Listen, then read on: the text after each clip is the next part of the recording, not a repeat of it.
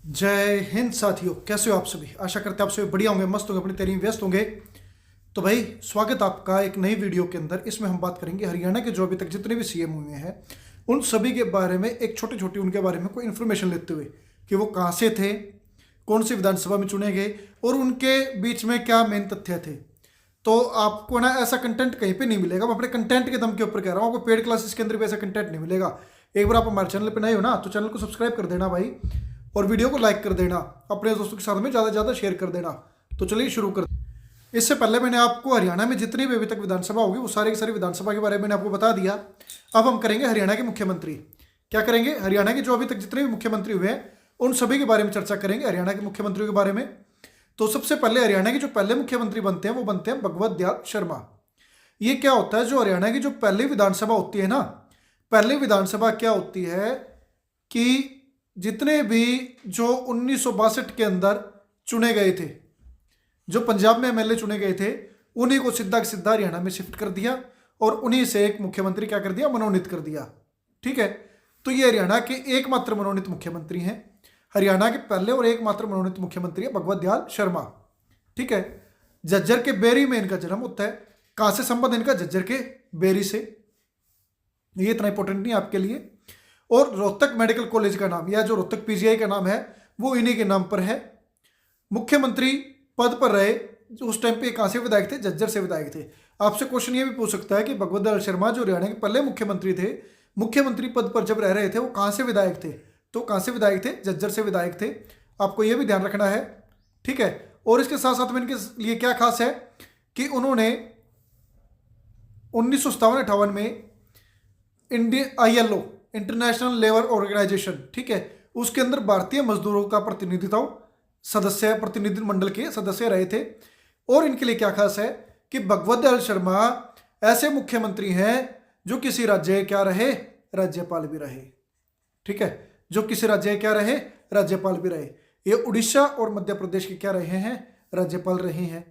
तो भगवत दयाल शर्मा के बारे में आपने क्या क्या चीजें ध्यान रखनी है कि ये हरियाणा के पहले और आखिरी मनोनीत मुख्यमंत्री है। ठीक है, मनोनीत मुख्यमंत्री, हरियाणा के पहले मनोनीत मुख्यमंत्री हैं। झज्जर से इनका संबंध है। कहां से है ये, झज्जर से इनका विधानसभा संबंध था, विधानसभा क्षेत्र इनका झज्जर था। और बेरी से, बेरी में इनका जन्म था। ठीक है, बेरी था ना, एक सेकंड को, हाँ, बेरी में इनका जन्म हुआ था। इनके साथ साथ में एकमात्र ऐसे मुख्यमंत्री जो अन्य राज्यों के राज्यपाल भी रहे, उड़ीसा और मध्य प्रदेश। ठीक है, ये यहाँ पे आप फोटो देख सकते हैं इनकी। ये भगवत दयाल शर्मा जी की फोटो है जो आपको यहाँ पे स्क्रीन पे दिख रही है। अब इसके बाद हम बात करते हैं हरियाणा के दूसरे मुख्यमंत्री राव वीरेंद्र सिंह, जो हरियाणा में भी कैबिनेट मंत्री है ना, राव आरती राव। ठीक है, उनके दादाजी हैं और राव इंद्रजीत सिंह के पिताजी हैं, जो अपने गुड़गांव से क्या है, गुरुग्राम से क्या है, सांसद है, राव वीरेंद्र सिंह। राव वीरेंद्र सिंह का जन्म नांगल पठानी गांव में हुआ था। कहां पे, रेवाड़ी। देखो, राव रेवाड़ी, राव से क्या याद रखना आपने, रेवाड़ी, क्योंकि जितने भी राव साहब लगभग महेंद्रगढ़ या रेवाड़ी। ठीक है, यहीं से इनका संबंध है, राव साहब रेवाड़ी। ठीक है, यहां से आपने ये ध्यान रखना है। और ये जब सीएम पद की शपथ लेने से पहले क्या थे, विधानसभा के अध्यक्ष थे। विधानसभा की पहली महिला जो पहला अध्यक्ष था वो थी श्रीमती छन्नो देवी, जो हरियाणा की या किसी भी राज्य की पहली महिला अध्यक्ष थी। ठीक है, उसके बाद में हरियाणा के पहले पुरुष विधानसभा अध्यक्ष राव वीरेंद्र सिंह, सीएम भी रहे और साथ में विधानसभा के अध्यक्ष भी रहे, राव वीरेंद्र सिंह। इनकी अपनी क्षेत्रीय पार्टी थी, हरियाणा की पहली क्षेत्रीय पार्टी। क्या नाम था भाई हरियाणा की पहली क्षेत्रीय पार्टी का, हरियाणा विकास पार्टी, हरियाणा विशाल पार्टी, हरियाणा विशाल पार्टी, HVP। ठीक है, एक हरियाणा विकास पार्टी भी आएगी, लेकिन ये हरियाणा विशाल पार्टी है। 1967 में इसका गठन होता है। चुनाव जीतते हैं, मुख्यमंत्री की शपथ लेते हैं, चुनाव चिन्ह होता है उगता सूरज। इतना ध्यान नहीं रखना, बाद में कांग्रेस में विलय हो जाता है, क्योंकि उस टाइम पे तो भाई कांग्रेस थी मेन। अभी जैसे बीजेपी के अंदर विलय होता है, उस टाइम पे कांग्रेस के अंदर विलय होता था। ठीक है, ये हरियाणा के पहले निर्वाचित मुख्यमंत्री हैं, पहले गैर कांग्रेसी मुख्यमंत्री हैं। ठीक है, आपने ये भी चीज ध्यान रखनी है। हरियाणा के पहले मुख्यमंत्री राव वीरेंद्र सिंह, पहले निर्वाचित, सॉरी, हरियाणा के पहले निर्वाचित मुख्यमंत्री राव वीरेंद्र सिंह, हरियाणा के दूसरे मुख्यमंत्री राव वीरेंद्र सिंह, हरियाणा के पहले ऐसे मुख्यमंत्री जो विधानसभा अध्यक्ष भी रहे और मुख्यमंत्री भी रहे, राव वीरेंद्र सिंह। हरियाणा के पहले गैर कांग्रेसी मुख्यमंत्री राव वीरेंद्र सिंह। इनकी क्षेत्रीय पार्टी का नाम हरियाणा विशाल पार्टी। 1967 में गठन होता है, उगता सूरज उसका निशान होता है। ठीक है, और आया राम गया राम भी इन्होंने बोला उस टाइम का माहौल देखते हुए। ठीक है, राव वीरेंद्र सिंह के बारे में क्या खास है, इनका आईपीएस के पद के ऊपर चयन हो गया था, लेकिन इन्होंने आईपीएस का पद ज्वाइन नहीं किया। आर्मी में थे, पहले ब्रिटिश आर्मी में थे, बाद में भारतीय सेना में भी रहे, प्रादेशिक सेना में भी ये अधिकारी रहे। ठीक है, तो ऐसे हरियाणा के ऐसे मुख्यमंत्री जो सेना में सेवा दे के आए हैं, राव वीरेंद्र सिंह। ठीक है, तो आपने इतना भी ध्यान रखना है, फरवरी 2023 के अंदर इनकी 101वीं जयंती के ऊपर 5 रुपए की डाक टिकट, डाक स्मारक टिकट, ठीक है, डाक स्मारक टिकट जारी की गई थी। और इनके जो बेटे हैं राव इंद्रजीत सिंह, गुरुग्राम से क्या है, लोकसभा के सांसद है। तो भाई इतनी इंफॉर्मेशन आपके लिए काफ़ी होगी। तो भाई देखो, इतनी इंफॉर्मेशन तो आपको दे देगा, हर कोई दे देगा, लेकिन जो उनसे मैंने आपको ये चीज़ बताई है आपको कोई नहीं बताएगा। ठीक है, ये पेड कोर्स के अंदर भी नहीं बताते भाई ये चीज़ें। यार कंटेंट के लिए ना चिकना पड़ता है, कंटेंट निकालना पड़ता है, ऐसे नहीं मिलता कंटेंट। ठीक है, घिसी पिटी की बुक चकी, पढ़ ली और बता दिया। भाई कंटेंट के लिए ना टाइम लगाना पड़ता है। आपकी एक 30 मिनट की वीडियो के लिए मेरे है ना कम से कम भी 4 से 5 घंटे खराब होते हैं। पहले तो उनको कंटेंट, उनके बारे में तथ्य पहले जांच करो, फिर उसके बाद में नोटबुक में उसको राइट करो, नोटबुक में लिखने के बाद में उनको फिर यहाँ पे वर्ड के अंदर, वर्ड फाइल में उनको लिखो, फोटो लगाओ, उसके बाद में उनको लिखो, पूरी डिटेल लिखो अरेंज करके। पूरा टाइम लग जाता है यार कंटेंट बनाने के अंदर। और आप जो उनसे सपोर्ट नहीं करते, वीडियो देखते ही नहीं। इसके बाद में बात करते हैं चौधरी बंसीलाल की। ठीक है, हरियाणा के पहले लाल, क्योंकि 3 लाल 4 लाल हो गए अब तो, पहले 3 लाल के बारे में चलता था, अब 4 लाल हो गए। बंसीलाल भिवानी के गोलागढ़ में हुआ, भिवानी के गोलागढ़ गांव में हुआ।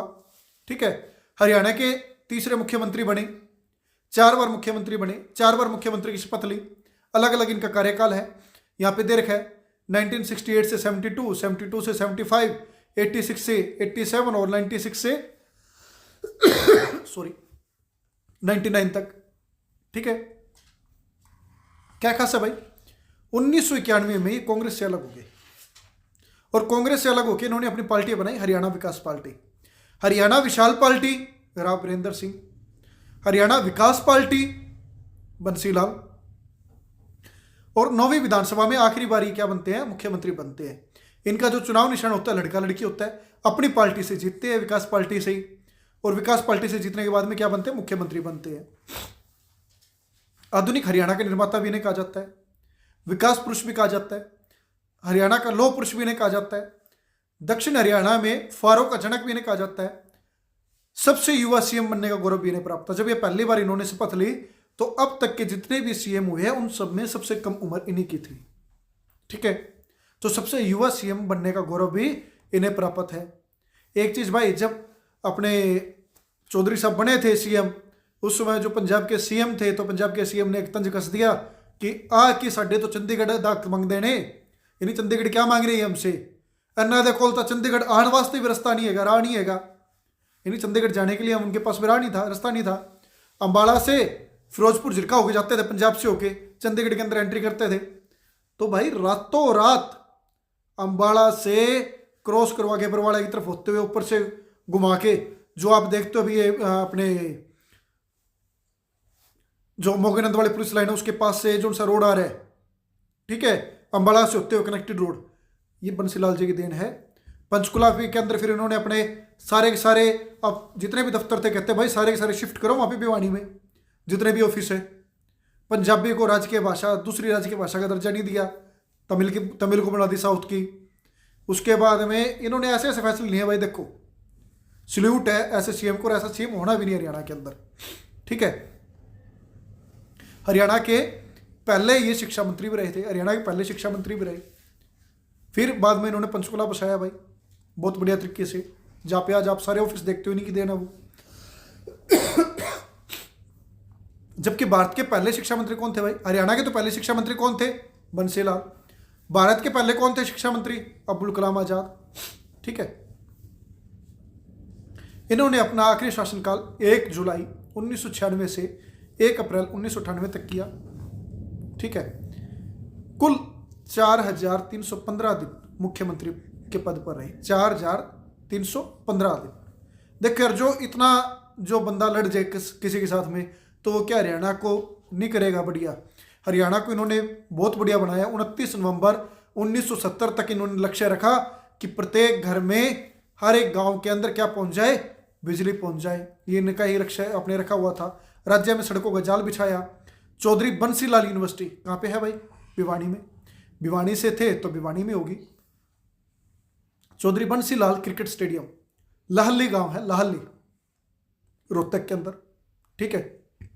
सचिन तेंदुलकर के कारण ये फेमस हुआ था भाई, लाहली गांव क्रिकेट स्टेडियम, ठीक है, ध्यान कर लेना। सचिन तेंदुलकर का शायद तक वहां पे वो आखिरी वो था रणजी मैच, अभी ध्यान नहीं है मेरे को इतना। उसके बाद में 2 टाइम तक ये केंद्र में रक्षा मंत्री भी रहे, रेल मंत्री और परिवहन मंत्री भी रहे, ठीक है। 21 दिसंबर 1975 से, देखो 1975 से 77 तक तो क्या रहते हैं, रक्षा मंत्री रहते हैं। 84 के अंदर ये बाद में रेल मंत्री हुआ, उसके बाद में फिर ये परिवहन मंत्री भी रहे। यहाँ पे आप देख सकते हैं बंसीलाल, ये तो अच्छा बनारसी दास गुप्ता के आगे क्या, यहाँ पे बंसीलाल जी के ऊपर होगी। यहाँ पे आप देख सकते हैं बंसीलाल जी की तस्वीर है। ये हरियाणा के लौह पुरुष चौधरी बंसीलाल, ठीक है।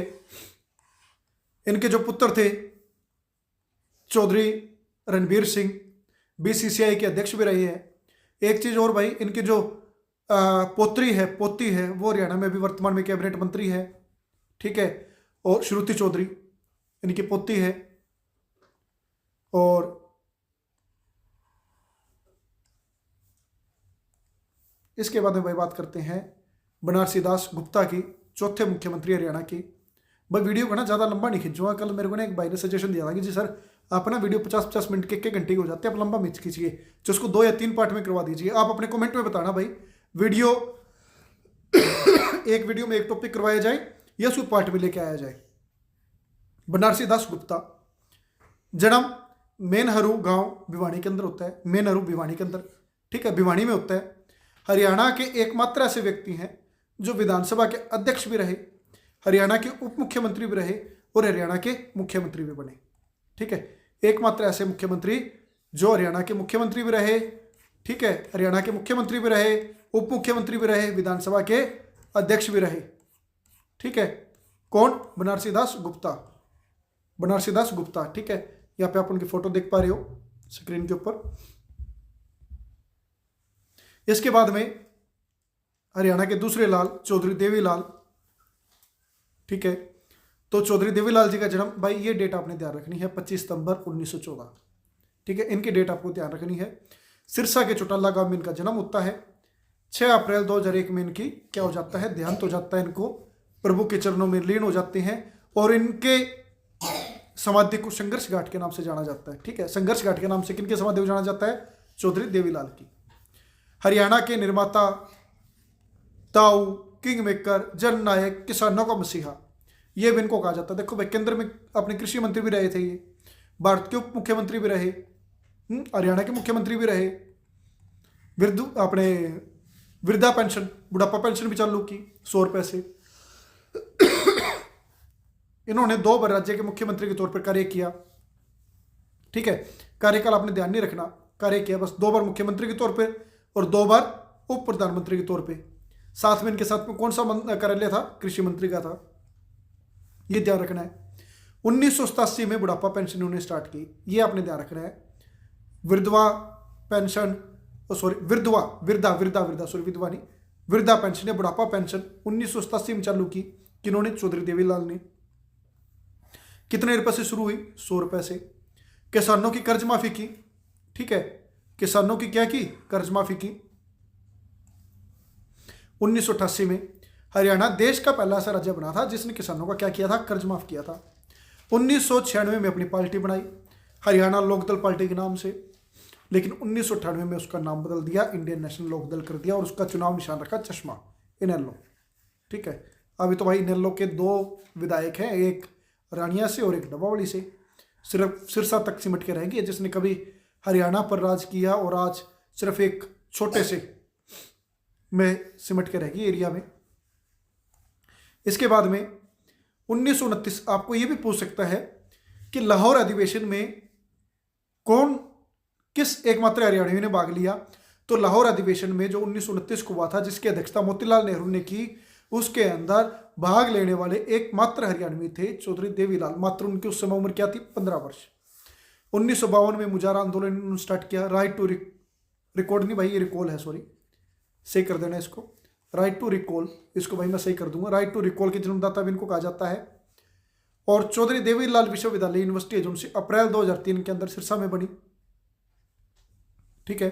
राज्य का पहला हर्बल पार्क ताऊ देवीलाल हर्बल पार्क चुंदापुर, कहाँ पे? ये यमुनानगर में, चुंदापुर यमुनानगर में 1 अप्रैल 2003 को चालू हुआ। ताऊ देवीलाल स्टेडियम, ताऊ देवीलाल स्टेडियम तो कहाँ पे है? पंचकुला में है। ताऊ देवीलाल क्रिकेट स्टेडियम की बात करें तो कहाँ पे है? गुरुग्राम में है। अब बात करते हैं तीसरे लाल और हरियाणा के छठे मुख्यमंत्री भजन लाल की, जिन्हें बिश्नोई समाज का सिरमौर कहा जाता है। इनका जन्म 6 अक्टूबर 1930 को बहावलपुर, ऐसे आ सकता है, हरियाणा के एकमात्र ऐसे मुख्यमंत्री जिनका जन्म हरियाणा में नहीं हुआ, या हरियाणा से बाहर हुआ, या पाकिस्तान में हुआ। बहावलपुर के अंदर इनका जन्म होता है, पाकिस्तान के अंदर। ये चौधरी बंसीलाल जी के आप यहाँ, सॉरी, भजन लाल जी की आप तस्वीर देख सकते हैं। कुलदीप बिश्नोई के पिताजी हैं ये, या भव्य बिश्नोई के दादाजी कह लीजिए। अब तक के सबसे युवा मुख्यमंत्री भाई, उसमें क्या था, सॉरी, फिर वहां पे गलती होगी भाई, उसको थोड़ा सा ना मैं इसको क्लियर कर दूंगा आपको। हाँ, अब तक के, वो उस समय के सबसे युवा मुख्यमंत्री थे। अब तक के सबसे युवा मुख्यमंत्री के तौर पे उन्होंने शपथ ली। और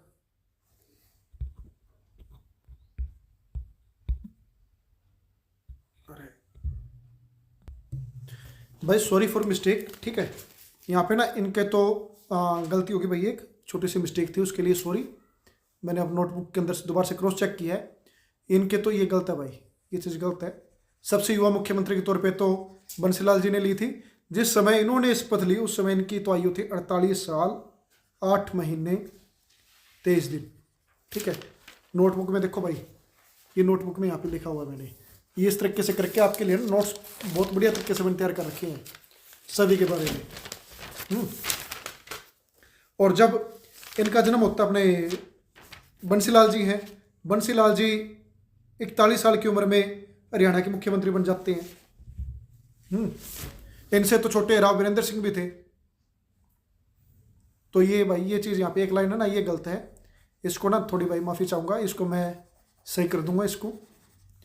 1986 में ये केंद्र में पर्यावरण मंत्री रहते हैं, पर्यावरण और वन मंत्री, और 1988 में कृषि मंत्री रहते हैं। हरियाणा से कृषि मंत्री के तौर पे देवीलाल जी ने भी काम किया है, उप प्रधानमंत्री रहते हुए, और साथ में किन्होंने किया है? भजन लाल जी ने। 2007 पर इन्होंने अपनी क्षेत्रीय पार्टी बनाई, हरियाणा जनहित कांग्रेस। ठीक है, हरियाणा जनहित कांग्रेस, हजका का इन्होंने गठन किया। बिश्नोई समाज के सिरमौर कहे जाते हैं। और भाई एक ऐसा है कि जब ये दूसरी बार के अपने मुख्यमंत्री की शपथ ले रहे थे, उस समय कांग्रेस को और इनके जो जनता दल था, देवीलाल जी जनता दल से थे, कोई ज़्यादा मार्जिन नहीं था, बहुत कम मार्जिन के अंदर इनका वो हुआ था। और उसके अंदर है ना, जाके एक दिन पहले तो इनको बुलाते हैं जनता दल वाले को और इनको कि भाई आओ आप शपथ लो मुख्यमंत्री के तौर पे। और अगले ही दिन जो राज्यपाल होते हैं ताप से दिल्ली के अंदर राजभवन में बुला के वहाँ पे शपथ दिला देते हैं भजन लाल को।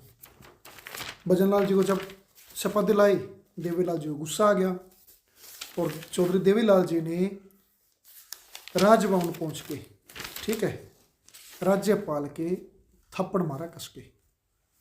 भाई ये बात ना छोटी नहीं होती, राज्यपाल के थप्पड़ मार दिया। तो ऐसे भी हुआ है। यहाँ पे है ना, मैं कोई चीज़ देख रहा था भाई आपके लिए, कोई एक चीज़ ना छूट गई थी। 1 मिनट 1 सेकंड रुकना आप, देखता हूँ मैं कहीं पे, मैंने कहीं और तो नहीं लिख दी वो, या कहाँ पे लिख दी यार, रफ कॉपी में तो नहीं लिख दी। हाँ भाई 2026 के अंदर आपका नया परिसीमन होगा, वो देखो कब होता है कब नहीं होता। और भाई इसके अलावा कहाँ पे गया भाई, कहाँ पे गया, शन्नो देवी जी के बारे में भी आपको कल बता दिया था पिछली वीडियो में। विधान परिषद अभी आपको बताना है। इनके अलावा काफ़ी गया भाई। हाँ ये रहा भाई। देखो भजनलाल जी है ना, जो सबसे लॉन्गेस्ट टाइम तक, सबसे लंबे समय तक मुख्यमंत्री के तौर पे भजनलाल जी का रहता है कार्यकाल। भजनलाल जी का जो कार्यकाल है वो रहता है आपका 11 वर्ष। 11 वर्ष भाई, इसके अंदर ऐड कर दूंगा मैं, ठीक है। 11 वर्ष 300 दिन भजनलाल जी का जो कार्यकाल है वो कितने दिन रहता है? 11 वर्ष 300 दिन। और जबकि जो बंसीलाल जी का कार्यकाल है वो 11 वर्ष 283 दिन। 11 वर्ष 283 दिन, केवल 7 दिनों का अंतर है। दोनों का 11-11 वर्ष है, लेकिन भजनलाल जी का होता है 11 वर्ष 300 दिन और बंसीलाल जी का होता है 11 वर्ष 283 दिन। तो सबसे लंबा जो कार्यकाल के तौर पे आप बात करोगे तो क्या आएगा? यहाँ पे भजनलाल आएगा आपका, ठीक है। तो भाई ये चीज़ थी। इसके बाद में ओम प्रकाश चौटाला जी के बारे में बात करते हैं। फोटो में आप देख पा रहे होंगे उनकी तस्वीर, अभी जीवित हैं ये। पुराने जो सीएम है, बाकी सभी जिनकी अभी तक बात की, उन सभी का देहांत हो चुका है, प्रभु के चरणों में लीन हो चुके हैं। 1935 में इनका जन्म होता है सिरसा के चौटाला गांव में। 7वें मुख्यमंत्री के तौर पे शपथ लेते हैं, व्यक्तिगत तौर पे सबसे छोटा कार्यकाल, ठीक है। यानी सबसे छोटा कार्यकाल 5 दिन का। कब? जब भाई देवीलाल जी तो चले जाते हैं उप प्रधानमंत्री बनने के लिए और मुख्यमंत्री के तौर पे उन्होंने यहाँ से इस्तीफा देते हैं, देवीलाल जी को यहाँ से बनाते हैं। महम सीट से उस समय देवीलाल जी क्या थे? जीते हुए थे। और महम की सीट रोहतक के अंदर पड़ती है। और महम का चबूतरा आपने सुना होगा, महम का चबूतरा। तो भाई बात होती है महम का चबूतरा, वहाँ से विधायक बनाने की बात करते हैं कि इस बार हम यहाँ से ओम प्रकाश चौटाला को नहीं जिताते, उसको जिताएंगे। उनके खिलाफ में यहाँ पे ओम प्रकाश चौटाला खड़े हो जाते हैं। 6 महीने का समय होता है, मैंने आपको पता ही है कि 6 महीने तक आप अगर किसी भी सदन के सदस्य नहीं हो तो आप शपथ ले सकते हो। भाई इलेक्शन हुआ, गोलियां चली, सब कुछ हो गया वहाँ पे। 6 महीने तक मुख्यमंत्री तो रहे, लेकिन उसके बाद में फिर इनको इस्तीफा देना पड़ा दोबारा से, क्योंकि इलेक्शन हुआ ही नहीं वहाँ पे। इलेक्शन का कोई हुआ ही नहीं, इलेक्शन पोस्टपोन्ड हो गए। 6 महीने का कार्यकाल पूरा हो गया बनारसी दास गुप्ता को। उसके बाद में फिर बनाया जाता है मुख्यमंत्री। फिर कुछ दिन बाद में दोबारा से इलेक्शन होते हैं, जीतते हैं। एक सीट इनके लिए खाली करवाई गई, रिजर्व सीट, सेफ सीट, जीतते हैं। उसके बाद में फिर जीतने के बाद में क्या होता है कि जिस समय जो सरकार थी केंद्र के अंदर, वो कहते भाई ऐसा नहीं चलेगा। देवीलाल जी को कहते हैं ऐसा नहीं चलेगा, आपके बेटे के ऊपर महम कांड का जो चला हुआ है, महम के अंदर जो हुआ उसका शांत होएगा, उसके बाद में मुख्यमंत्री सीट पे बने। तो उन्होंने अपने एक सबसे वफादार, देवीलाल जी जो उस समय के सबसे वफादार थे, हुकम सिंह जी को, हुकम सिंह फोगाट को, उनको मुख्यमंत्री बनाते हैं। और ओम प्रकाश चौटाला 5 दिनों के अंदर मुख्यमंत्री रहते हैं और अपना इस्तीफा दे देते हैं। उसके बाद में जब वो मामला शांत होता है, हुकम सिंह अपना इस्तीफा देते हैं। हुकम सिंह कहते थे, अपने खुद बोलते थे हुकम सिंह कि भाई मैं तो अपने जेब के अंदर इस्तीफा लेके चलता हूँ, मैं सरकार नहीं हूँ। सरकार तो ऊपर से चौटाला परिवार से चल रही है, सिरसा से सरकार चल रही है, मेरे से सरकार नहीं चल रही। और हुकम सिंह मुख्यमंत्री बनते, फिर हुकम सिंह जी से इस्तीफा दिलवाया जाता है। ओम प्रकाश चौटाला फिर मुख्यमंत्री बनते हैं। यानी कि एक ही विधानसभा में, एक ही विधानसभा के अंदर 3 बार मुख्यमंत्री की शपथ ली। एक ही विधानसभा में 3 बार मुख्यमंत्री की शपथ ली इन्होंने, ठीक है। एक और चीज थी भाई इनके नाम पर, सबसे ज्यादा बार मुख्यमंत्री की शपथ लेने का जो रिकॉर्ड है वो भी ओम प्रकाश चौटाला के नाम पे है, ठीक है। सबसे ज्यादा बार मुख्यमंत्री की शपथ लेने का हरियाणा के अंदर रिकॉर्ड है, किसके नाम पे है? ओम प्रकाश चौटाला के नाम पे है। वो चीज भी इसमें ऐड कर दूंगा मैं। जेबीटी घोटाले के अंदर आपको पता ही है, जो उनसे जेबीटी घोटाला होता है, सन 2000 के आसपास का जो घोटाला था, उसके अंदर 9.5 साल की इनको जेल होती है तिहाड़ की। और तिहाड़ जेल में सबसे बुजुर्ग कैदी का रिकॉर्ड भी इनके नाम पर रहता है। और जेल से इन्होंने 10वीं की और 12वीं की परीक्षा दी, ठीक है। 10वीं और 12वीं की थी, जेल से इन्होंने। भाई ये इंस्पिरेशन की चीज है कि कितना मर्जी बड़े हो जाओ आप, कितने मर्जी बड़े हो जाओ, लेकिन शिक्षा जरूरी है। कितने मर्जी उम्र हो जाए आपकी, लेकिन उनको उस चीज को महत्व को समझा और 10वीं ली। 10वीं पास फिल्म देखी होगी अभिषेक बच्चन की, वो इन्हीं की है, इन्हीं के ऊपर आधारित है कुछ कुछ। ये हुकम सिंह फोगाट है जिनके बारे में भी बात कर रहे थे। हरियाणा के सबसे बुजुर्ग मुख्यमंत्री के तौर पे इन्होंने शपथ लेते हैं, ठीक है। कोई बोलते हैं कि भाई अपने सबसे बुजुर्ग मुख्यमंत्री तो ये थे, मनोहर लाल खट्टर थे। नहीं भाई, मनोहर लाल खट्टर नहीं थे, हुकुम सिंह थे। जब पहली बार की बात करते हैं, पहली बार जो शपथ लेते हैं, पहली बार जब हुकुम सिंह तो एक ही बार बनते हैं। हुकुम सिंह जब शपथ लेते हैं उस समय उनकी आयु थी 64 वर्ष, 64 वर्ष 4 महीने और 20 दिन, ठीक है। जबकि जो मनोहर लाल खट्टर की जो आयु थी वो थी 60 वर्ष 5 महीने और 22 दिन। देखो लगभग 4 वर्ष का गैप है, लगभग 4 वर्ष का। तो कहाँ से हो गए भाई सबसे बुजुर्ग? वो सबसे बुजुर्ग मुख्यमंत्री के तौर पे तो शपथ इन्होंने ली थी, ठीक है। किन्होंने? हुकुम सिंह फोगाट ने। कहाँ से संबंध इनका? चरखी दादरी से है, ठीक है। चरखी दादरी से ताल्लुक रखते हैं ये। हरियाणा के 8वें मुख्यमंत्री बनते हैं, 2 बार हरियाणा के उप मुख्यमंत्री भी रहते हैं, ठीक है। आपने ये भी ध्यान रखना है कि उप मुख्यमंत्री भी रहते हैं 2 बार। अरे भाई रिकॉर्डिंग के बीच में क्यों आती है कॉल? इसके बाद में बात करते हैं भूपेंद्र सिंह हुड्डा। भाई ये ना वीडियो लंबी हो जाएगी ज़्यादा, कल बात करेंगे अपने हुड्डा साहब के बारे में, खट्टर साहब के बारे में और नायब सिंह सैनी साहब के बारे में। और उसके बाद में जो हरियाणा से जो अन्य राज्यों के विधायक रहे, जैसे सुचिता कृपलानी है, सुषमा स्वराज है, अरविंद केजरीवाल है, गोपीचंद भार्गव है, या सुरजीत सिंह बरनाला है। आपने नहीं सुना होगा नाम सुरजीत सिंह बरनाला का, ठीक है। यार ये कॉल है ना, ये खराब करते हैं बीच बीच में। तो भाई ये बाकी करेंगे अब कल इस वीडियो के अंदर बात। तो इस वीडियो में इतना ही। जय हिंद, जय भारत, आपका दिन शुभ रहे।